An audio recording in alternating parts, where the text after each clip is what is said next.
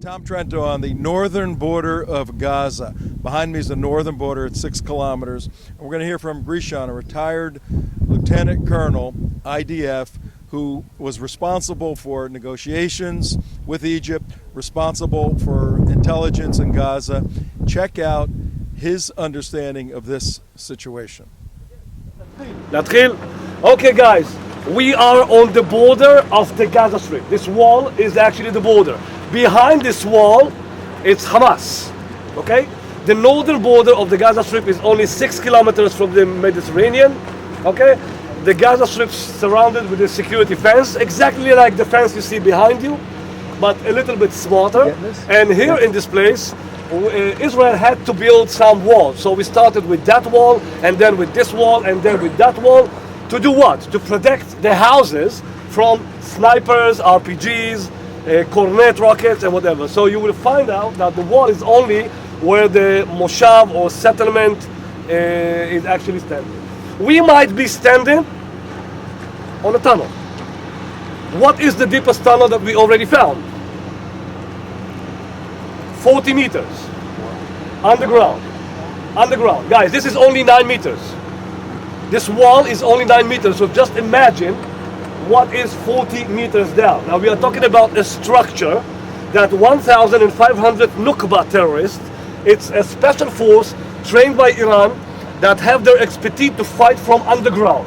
They have the best equipment, and all they want to do, according to their strategic plan, is to use the attack tunnels. It means tunnels coming from Gaza into the settlements, the moshavim, the kibbutzim. By the way, I'm saying settlements because when I came from the USSR, not Russia, I was born in the USSR, not like Bruce Springsteen, born in the USA.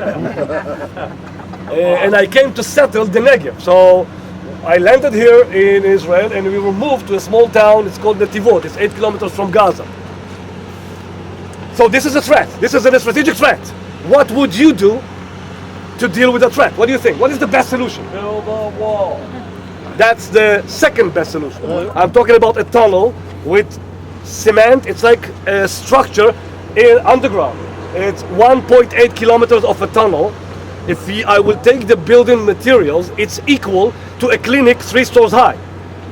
Wow. So why the international community continues investing in the Gaza Strip to build clinics while they can demand from the responsible entity, it's Hamas, they took over the Gaza Strip. Actually, they conquered the Gaza Strip from the unity government, and they can demand, if you want us to build projects inside Gaza, we expect you to build the buildings, and then we will equip them. So UNRWA or UNDP or EU will save a lot of money. So why people are accepting that? So this is an attack tunnel. There is an attack tunnel, we assume, that is actually coming from Gaza into each one of the kibbutzim moshavim. What is the distance between the Gaza Strip and the city behind me? Can you see the city there? 500 meters. That's Sderot, okay? The biggest town around Gaza. Now, I want to ask you a question. Ladies, please do not get offended, okay? Why do you think I have no problem that Hamas will launch mortar shells and rockets into that town? You don't know. My mother-in-law lives there. So when I flew to Cairo, I love my mother-in-law. By the way, each time I bring her with me to those tours and I'm telling this joke, by the way, it's a real joke that I used in a negotiation that I led in Egypt. She's laughing. You know why?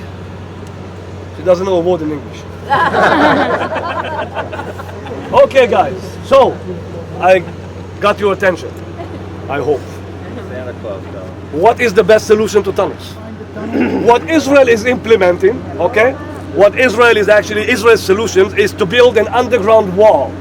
I'm talking about a wall 30 to 40 meters down, 1 meter wide, with tons of technologies, radars, and etc. that all connected. And this is an example to a constructor that builds the wall. Okay? It's 2.1 million people that live there. And in 2020, 2.1 million people are about to be left without a drop of water. The aquifer is collapsing.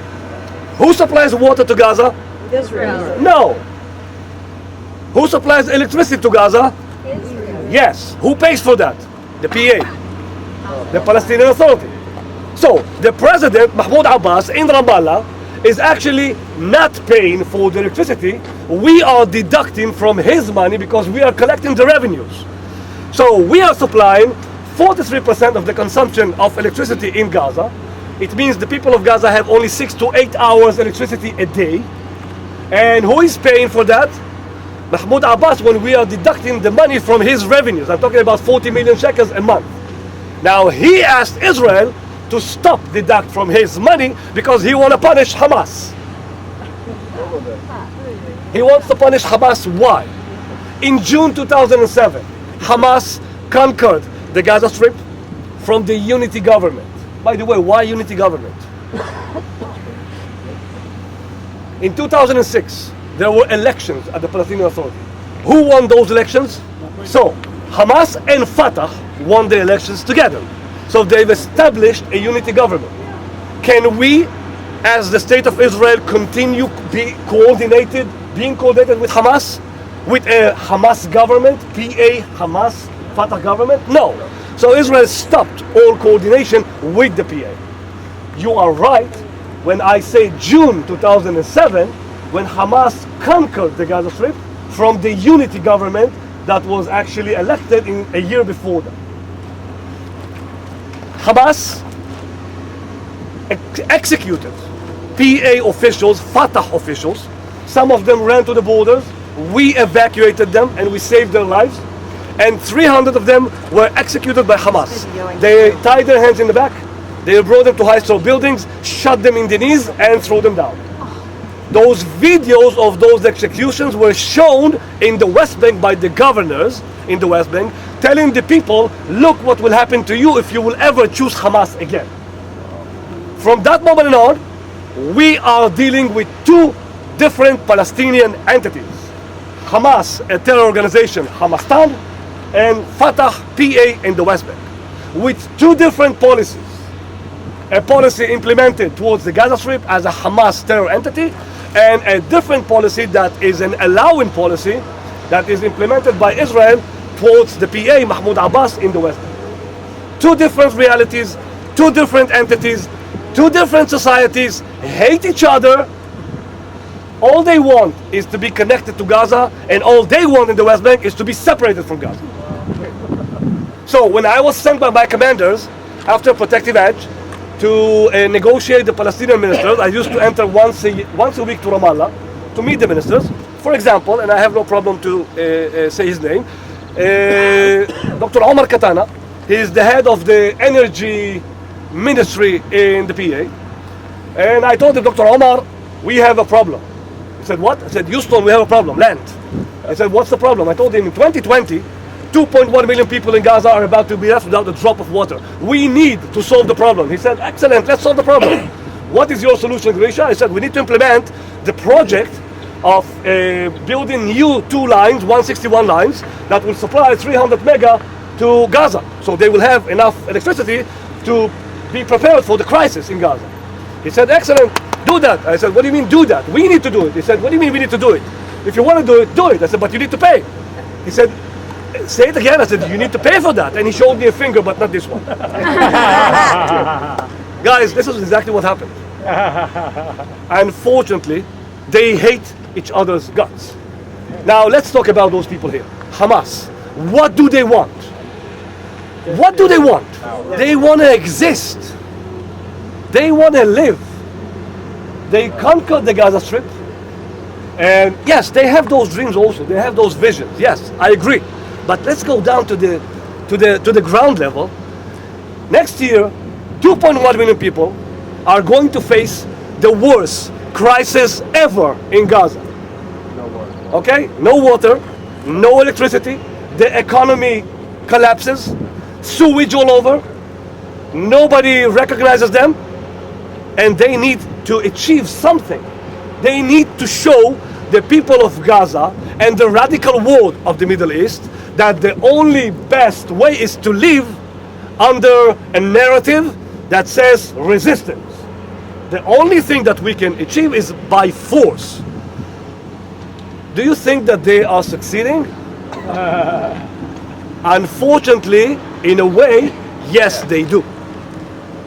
In a way. Okay, so we are on the northern border of the Gaza Strip. It's only 6 kilometers. You can see Bet Hanun, okay, the closest Palestinian town. Okay, it's called Bet Hanun, it's quite close to the border. The distance between the security fence, okay, and you can see the fence, the wall, and then it goes down.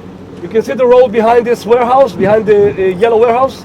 There's a road, okay, that's the fence. And then we see Sderot. Sderot is only 1.2 kilometers from the border of the Gaza Strip.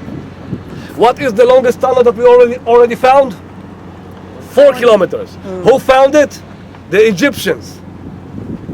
Is there a security coordination between Israel and Egypt? Oh yes. Who is dealing with the tunnels on the border between Gaza and Egypt?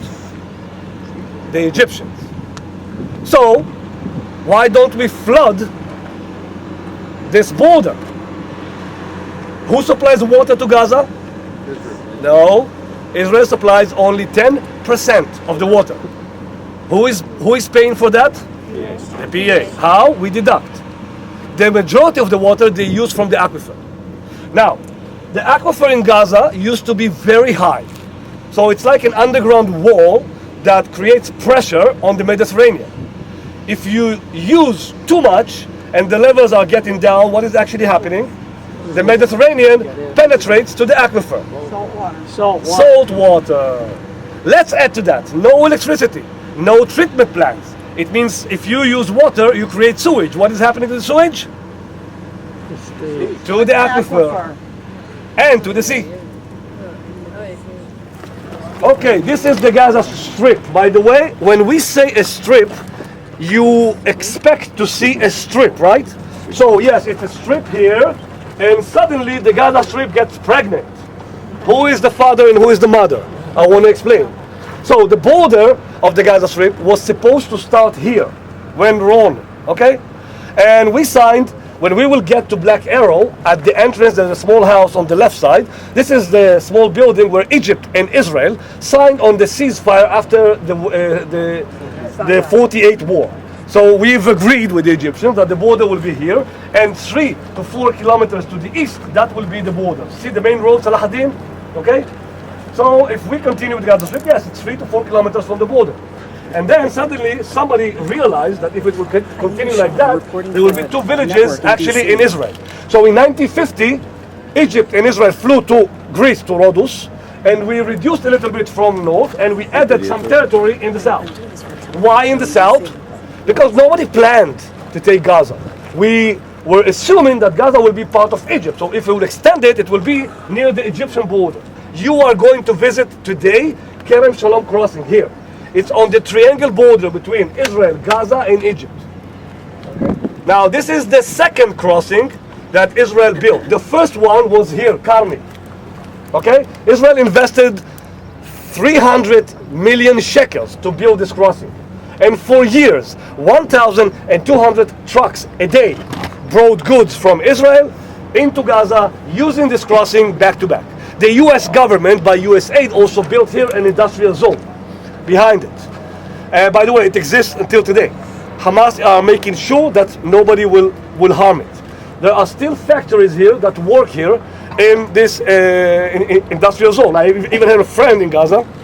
His name is Nabil, and I'm trying to help him to create new jobs inside Gaza, inside this industrial zone, so people in Gaza will have a little bit hope. A little bit hope. The salary in Gaza, guys, it's 20 shekels a day. Okay?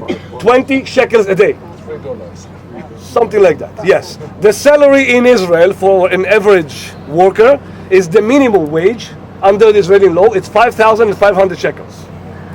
Now do you understand why, and excuse me for saying that, Hamas's wet dream is that workers will come out from Gaza and work in Israel? Should Israel do that? Who is the entity that rules Gaza? Hamas, a terror entity. It means if workers will go out and work in Israel, who is going to tax those salaries? Hamas. So should we help Hamas get in more money? No. But the people in Gaza are in a crisis. Yeah. Another dilemma. If we will do that, we will actually help Hamas, because then we will help them to deal with the economical crisis. So should we help them to deal with the crisis and help the people of Gaza because they need it, they really need it? Or on the other hand, we are going to help Hamas because they are the responsible entity, and if we will solve the economical crisis, they will get the, let's say, the credit. the benefits and the well done. Benefits. Okay, thank you, Israel, for helping us.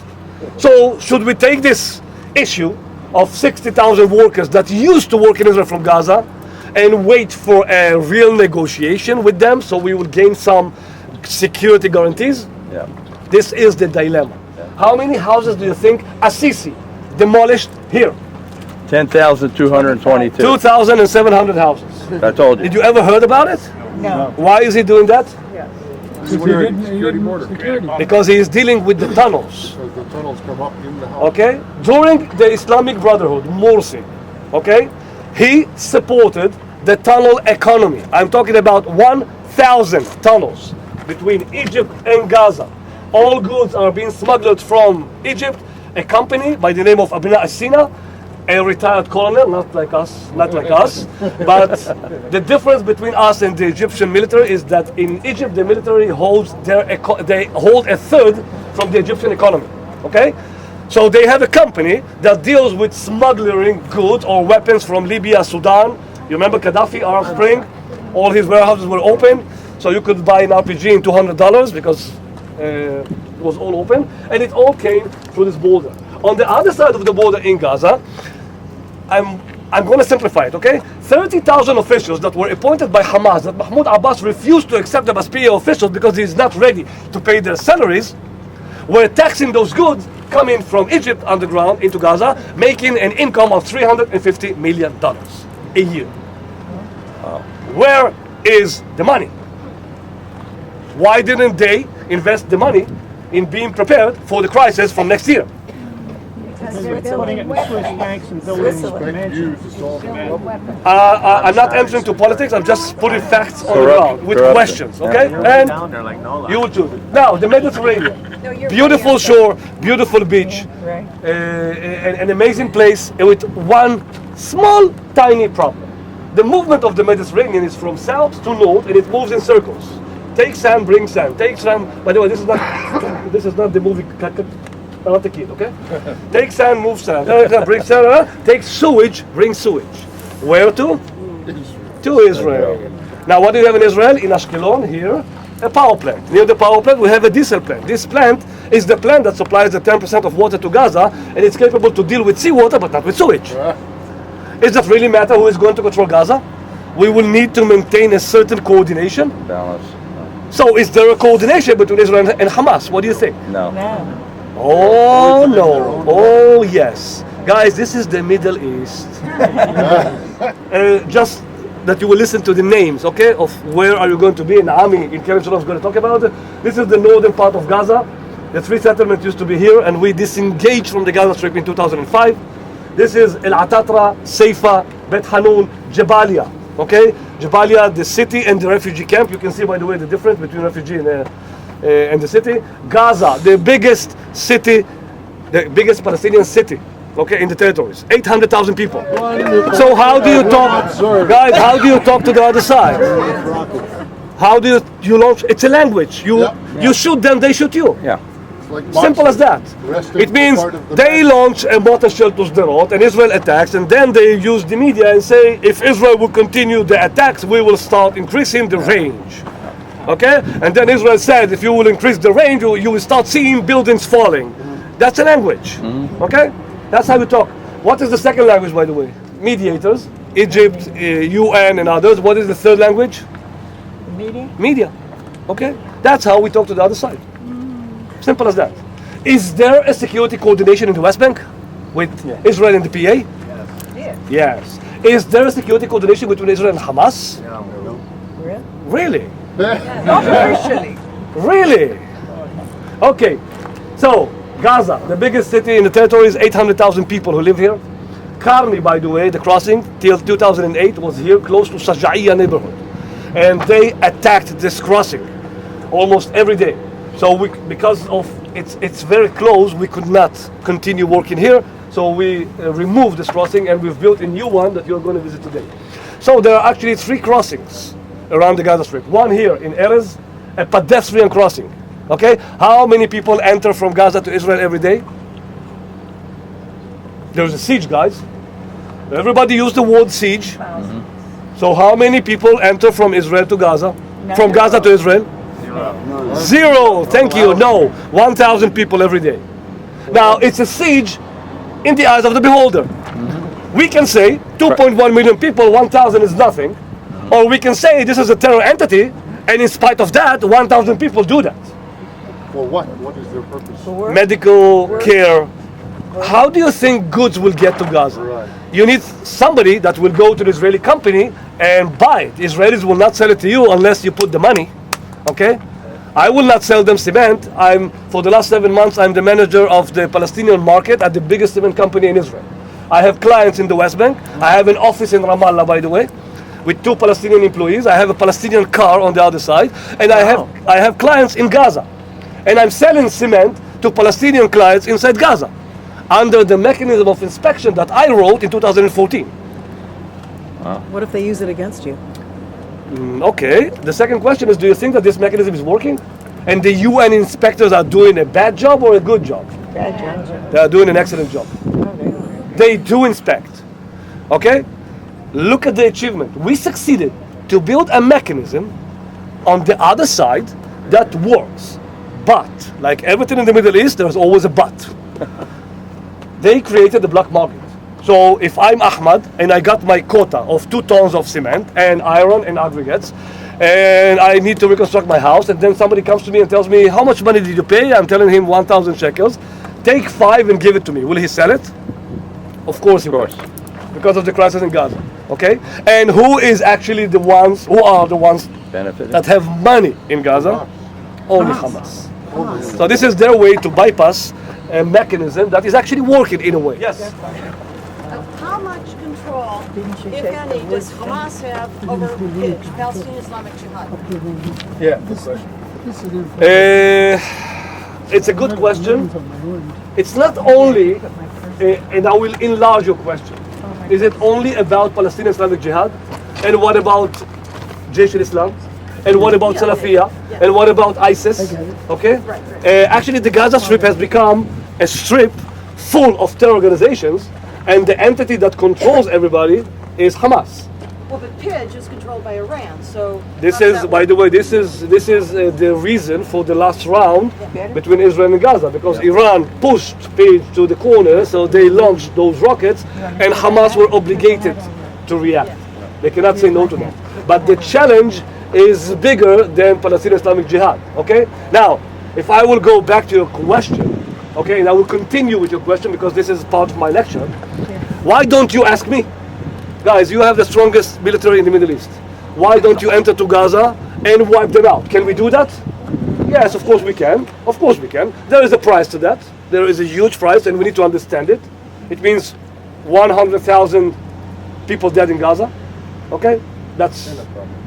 I don't know, it's people, and at least 5,000 in Israel. And if it's a price that Israel will accept, okay, we can do it. The question is, and what will happen the day after? Now, if you think, guys, that Mahmoud Abbas will ride on our tanks from the West Bank, hi guys, I'm coming back because you conquered the Gaza Strip, you are wrong. If he will do that, he will be deleted from the Palestinian history. So, should we enter to Gaza and go? I used to be the mayor of Gaza as a young captain in '93. I used to be the mayor of the city Gaza as a civil administration officer. Okay. By the way, I'm also the only IDF officer that was honored by a Palestinian family. And in Gaza, there is a kid. His name is Grisha. No, guys, it's not mine. Okay, it's not mine. It's only an honor. It's a respect. I used to enter, by the way, once a year to give him a birthday present. And he is going to graduate this year in Abu Dhabi. He's going to become an engineer because I made sure that he will leave Gaza. Otherwise, he will probably execute. So let's go back to my question. I took your question as do you know football? Soccer. You know, it's a volley. You're raising the ball. Now I need to kick it. Okay. So should we do that? Let's say that we will conquer the Gaza Strip. We will wipe them out, and we will stay in Gaza. It will cost us 13 billion shekels a year. Do we have that money? No. Is that what we want? No. So what do we prefer? What is the worst, best reality? Is that we will have Hamas as an entity. They are not going to leave Gaza. They are not going to vanish. Probably we are not going to wipe them out. So we prefer, for the time being, an entity strong enough to restrain all the organizations in Gaza, but weak enough with Israel. But Hamas doesn't control them or restrain them. Oh yes, they do. Not much. Wow. A story? You want to hear a story? Yes. A real story behind this, behind the curtain. Do you remember the 2 rockets that were launched a month and a half ago into Bat Yam, Tel Aviv? Yeah. Suddenly, like that, in the middle of the night. And what happened? Do you remember? Accident. We made a mistake. Sorry. A mistake? Hamas admit that they did a mistake? What is the connection to Assisi? Okay, let's go 3 months back. Haniya was invited by Putin to visit Moscow. Right? Now, what do Hamas want? Legitimacy, recognition. So if they have international relations with Putin, it means they are, in a way, a state. So Haniya took his suitcase and entered to Egypt, and he's about to fly. And Sisi told him, "My dear, you sit here on your ass, you're not flying to Moscow." Probably somebody asked Sisi to do that. Yeah, we can just imagine who. Okay? So Haniya, the head of Hamas in Gaza, was so upset. So he told Sisi, "Come on, dear, I cannot go back home empty-handed." So he asked him, what do you want? And he told him, 4 years ago, you arrested 4 nice guys, okay? Nice, simple guys that are in jail. I'm opening Brackets. Opening brackets. brackets. 4 commando SEALs of Hamas, well-trained, okay? And they were tortured in Egyptian prisons. So he told Sisi, "Come on, you cannot embarrass me. I need to go back home with something." So Sisi told him, "You know what? Take the boys and it's okay." Before he crossed the border, Sisi told Haniya, "My dear, before you take the guys back home, take them, but do me a favor. I need you to arrest 20 Jihadiyya, Salafiyya guys inside Gaza." So 2 weeks before the launch, the media, actually it was like a volcano in Gaza, that Hamas are arresting Salafiyya and Jihadiyya guys. Okay, they did the job and they delivered them to Egypt. What happened to them to Egypt, this is a different story. I'm not going to enter to that. But that Thursday, when the 2 rockets were launched, what actually happened? Somebody decided to embarrass the Egyptian delegation entering to Gaza to continue discussing with Israel about the deal, about the ceasefire. And what is the best way to embarrass Hamas and the Egyptian delegation? Is to launch rockets into Israel. So Israel will react, and it means, boom, no more deal, let's go to a war. Who did that? Salafiyya. Okay, and radicals in Hamas that took 2 Al-Fajr rockets that were given by Iran to Hamas and launched them into Israel. So the immediate response, 5-10 minutes after the launch, no, Hamas declared, "It's not us, it's not us." Jihadiyya all declared, "It's not us, it's not us." And suddenly, 24 hours after that, they admitted, "Sorry, it's our mistake." It's not a mistake. Sisi forced Hamas to say it's a mistake, because otherwise you are not responsible. How can we tell Israel that we can reach to a deal with you when you are not controlling the Palestinian Islamic Jihad, or you're not controlling Salafiyya? Now you get the story? Yep. This is the Middle East. The moral of the story. My question relates to the U.S. border wall that's in construction. So President Trump's planning on building a border wall. It's a big campaign promise. And one of the things that goes underreported that a lot of people don't know about is the fact that a lot of the Mexican cartel leaders work with Hezbollah and Hamas to build tunnels, right, to come into the United States. And they find prayer rugs, and they find all types of Islamic stuff in the border.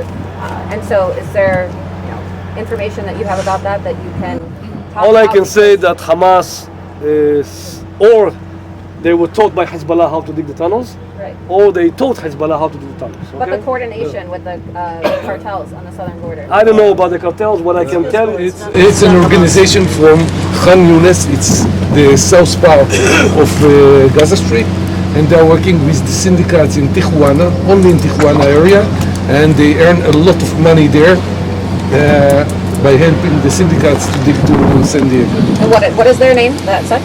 I don't know the name of them. there's a lot of money coming to Hamas from Hezbollah, from Iran, even though it's Shia, Sunni, okay, and they slaughter each other in Syria, okay?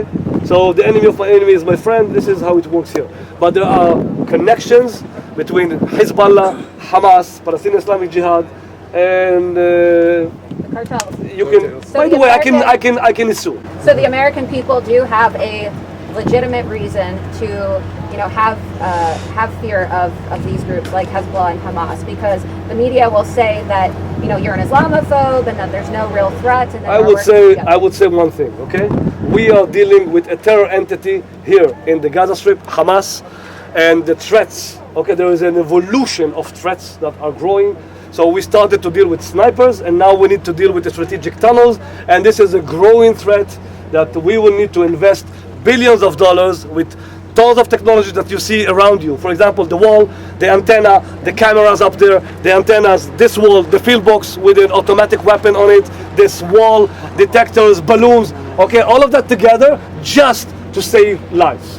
So our way of life is to invest billions of dollars to build new technologies, new weapons to take life, and their way is to invest billions of dollars to build new weapons to take life. We are saving, they are taking. Simple as that. Okay, guys, this is a field box with a gun, okay, on the field box. It's controlled by female soldiers somewhere from distance. So we are trying also to save soldiers' lives, so we have those technologies on the border. So if we will need to engage with the enemy, it will be from distance. With a remote control, yes. Okay, guys, let's get to the bus.